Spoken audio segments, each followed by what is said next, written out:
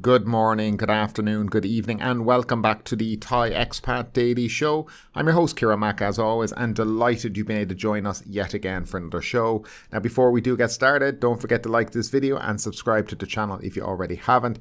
And don't forget to hit that little notification bell that's beside the subscribe button so that YouTube will let you know the next time a podcast is uploaded or we have a live stream. If you like listening to us on a podcast player, there's a link down below in the description where all the available podcast players can be found, and I will be streamlining this in the next couple of weeks as well. There's a number of podcast players that don't put my content out when it's meant to, so we're going to be streamlining that a bit. And finally, if you want to support the show, if you like the show, you can look down below, find the link for Buy Me a Coffee, and you can do so through all of that. So now that that's all done and dusted, let's jump into the top 4 stories trending here in Thailand. And the first one is in relation to an illegal casino that covered 2 leased hotel floors being discovered recently. Police arrested 49 people, including 26 Chinese nationals, and seized about 3.5 million baht in cash at an illegal casino operating on 2 floors at a hotel in Nonthaburi province early Wednesday morning. The lavishly decorated casino operated on the 8th floor and 9th of the I Wish Hotel in Nam Wang Wan area. The 2 floors were leased with access only by keycard. The premises were raided by immigration police and assisted by the local police. The initial announcement said that 26 Chinese gamblers were held, along with 23 Thai workers. Police seized 6 baccarat tables, 6 slot machines, about 100 packs of cards, about 3.5 million in cash and casino chips with denominated values totaling tens of millions of baht. The suspects and seized goods were taken to Ratchanabad police station in Muang district for legal proceedings. Now, Police Colonel Tamet, the chief of the station, said later that local police inspected the hotel last month and had not found a casino there. Immigration police had also asked officers from his station to assist during the raid. The casino was big, he said. A Thai operator leased the 2 floors from the hotel and keycards were needed to gain access. Now, according to the station chief, there were 49 detainees, and they also included Canadian, Lao, Myanmar and Singapore nationals. Some foreigners were casino staff. 26 arrested people denied all charges as they were in its food court. Well stocked out. National Police Chief Police Colonel Porsak said he ordered his Deputy Police General Kiritat to investigate the case thoroughly and find the real owner of the casino.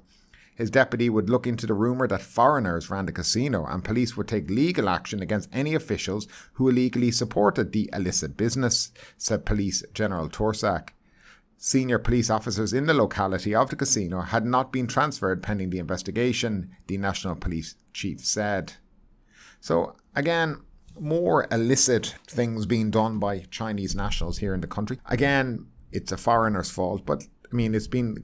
If they said they investigated and found nothing there a month ago, I don't believe that. Generally, how these inspections by police go with hotels is they turn up, they go into the lobby, they sign a book to say that they've been there, and then they leave. They don't inspect anything. This could have been here for months for all we know. And the way things are ran around here, if it's been there that long, it certainly had the knowledge of local, let's say, administrative people in this select area. We've seen it before and it won't be the last time, and it'll continue to go on.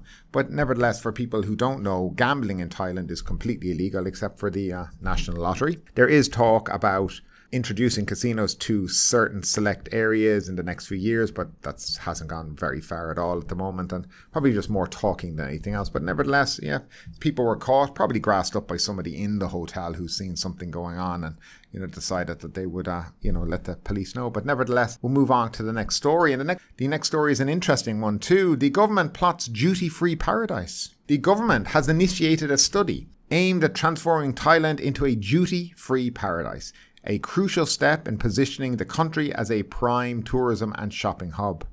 The measure includes the cancellation of setting up arrival duty-free shops to encourage tourists to shop more within the country.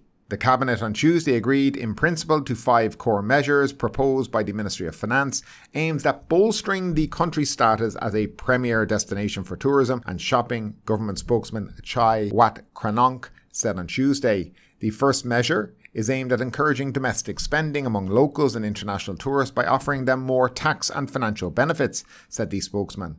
Among the products likely to be promoted under this measure are locally made perfumes, clothes and fashion bags, he said. The second measure deals with the proposed restructuring of excise tax to make certain types of products more appealing in terms of price, he said, adding that their prices will possibly become cheaper than the same products sold in other countries, he noted. The third measure concerns a proposal to cancel the establishment of duty-free shops on arrival to encourage greater shopping among international visitors during their stay in Thailand. Duty-free shops in departures will remain. The fourth measure will deal with a proposal to relax opening hours at night entertainment venues in important tourist destinations, he said. The Ministry of Interior was assigned to study further how to raise tourism-related income with the help of this measure, he said. For the fifth measure, the Foreign Affairs Ministry was assigned by the Cabinet to study the possibility of extending the visa-free policy to cover visitors from more countries, he said.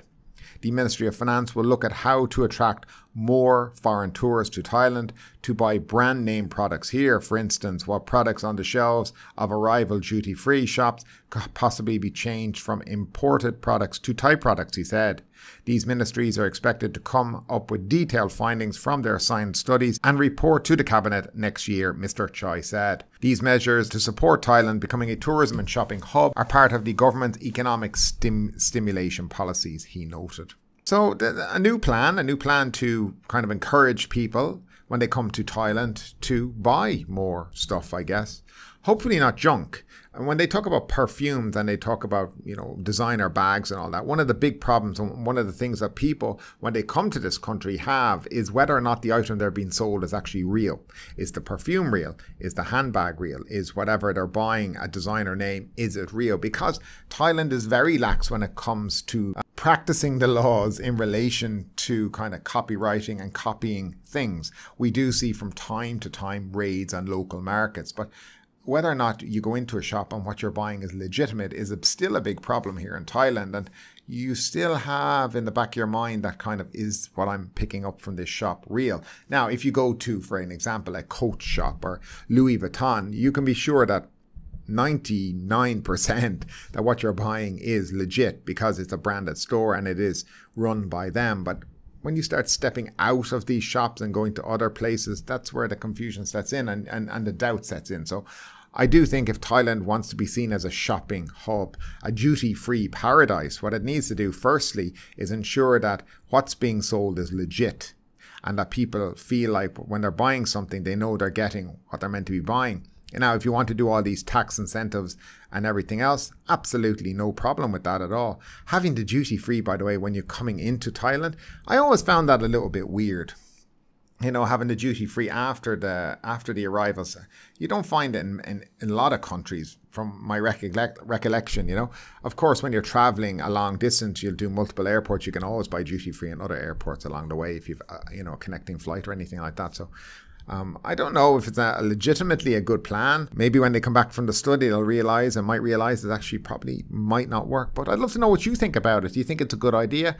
I do think the visa ideas, the idea of giving longer stays to tourists when they come here, for example, Europeans, giving them maybe 60 days up from the current 30 days. I think having later hours and opening hours is a good thing as long as the establishments, A, are sticking to the hours, B, that there's proper public transport for people who want to go home at 4 a.m. and they're not getting on motorbikes or in cars or struggling to find taxis to go home. So if you start to put in actual systems for all this, I think things can improve and certainly drive revenue in this country. But again, it's Thailand, so as many of you know, these things sometimes never pan out exactly the way we think they would. But we'll move on to the next story, and it's to do with Chiang Mai, and this is quite interesting too, because I get a bit of a feeling that the Prime Minister is kind of sweeping this problem underneath the carpet as well. The PMI's tourism-crimping haze.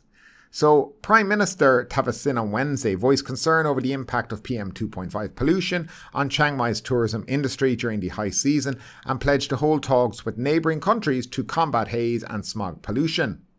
On the second day of visiting the northern province, the Prime Minister met representatives from various agencies and laid down guidelines as they step up efforts to deal with the seasonal bushfires, ultrafine dust and other harmful air pollution in the region.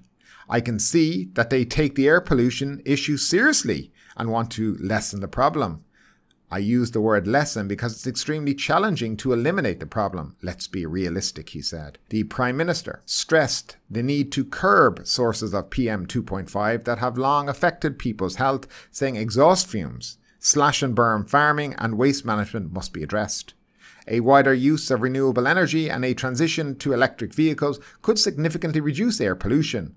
Meanwhile, slash and burn practices and problems linked to the management of farm waste could be solved by economic strategies, he said. Mr. Thavisin said if product prices were elevated, farmers would be more willing to absorb the expenses associated with farm waste management. The costs of managing farm waste are also high. Several suggestions have been made, and I believe we have to pursue these measures as they are sustainable, he said. Mr. Thavisin said haze and forest fires have been plaguing the northern region for years and affecting the region's tourism industry, with people staying far away from the northern region in February and March because of poor air quality. The government will hold talks with Laos and Myanmar to seek their support and cooperation in fighting haze, and Thailand might also offer to help them with managing farm waste for mutual benefits, he said.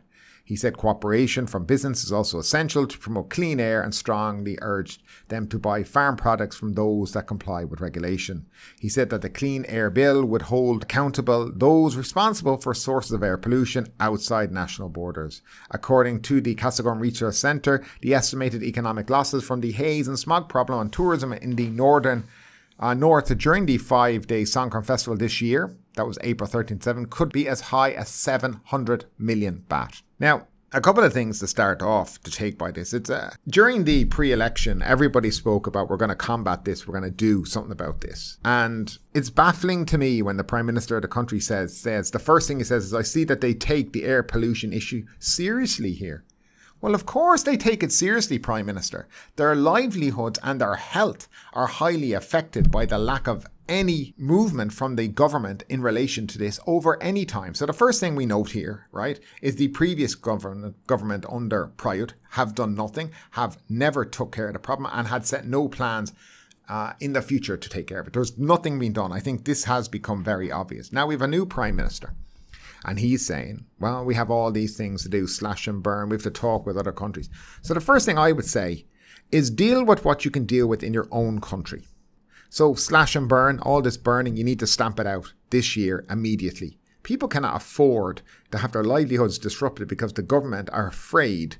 And that's what it is a lot of the time, afraid, because they don't want to upset farmers, their voters, especially Pattaya. They don't want to upset them, and they just implement the law, have it stopped. All this electric vehicle, this will make a minute difference, no different whatsoever to the PM 2.5 issue in Chiang Mai and the north, none whatsoever. Stop talking nonsense. Deal with the real issues. And there's no point to go talking to Myanmar. I mean, it's pretty much a lawless country at the moment. They pretty much they don't even have control over certain parts of their own country there because of the junta there took over the place in a coup, and it's absolutely a shit show in Myanmar. And I don't think Laos care too much. As long as it's not affecting them, they probably wouldn't care too much about it either. So what you have to do is you have to deal with what you can deal with within your boundaries. And the first thing they need to do is put an end to the slash and burn that's going on. That, by the way, is illegal in Thailand. But he acts like it's not illegal. He nearly acts like, oh yeah, it's okay to do. Well, it's not okay to do. People's health is being highly affected and people's livelihoods highly affected because of this issue. And now what we know from this article and other ones I've read is that this coming season of the slash and burn, by the way, it's just not February and March. It can be as early as January and go right through, till April. Okay? What's going to happen there now is we know that nothing is going to be anyway addressed during this period. So we know already from his talk, expect that for the next 3 to 4 months, Chiang Mai will be unvisitable. That's the truth. And the idea that a government cares so little about certain parts of their country that they're prepared to let people suffer is unbelievable. I mean, to the point that, okay, we can say Myanmar, Laos have issues, like I said, but deal with the problems in your own country first, then you can focus on the next ones. They're talking about slash and burn and talking with Laos. You can't even deal with it in your own country. What do you think they're going to listen to you? Absolutely not. I find it disgusting at times that they continue to say the same thing, the same rhetoric from each government here. But yet again, the people of Chiang Mai continue to suffer and nothing is ever done. I can guarantee in 5 years' time, if this podcast is still going, we'll be having the same conversation. And that's the way it is. And it's unfortunate. And I feel sorry for Thai people who live up there.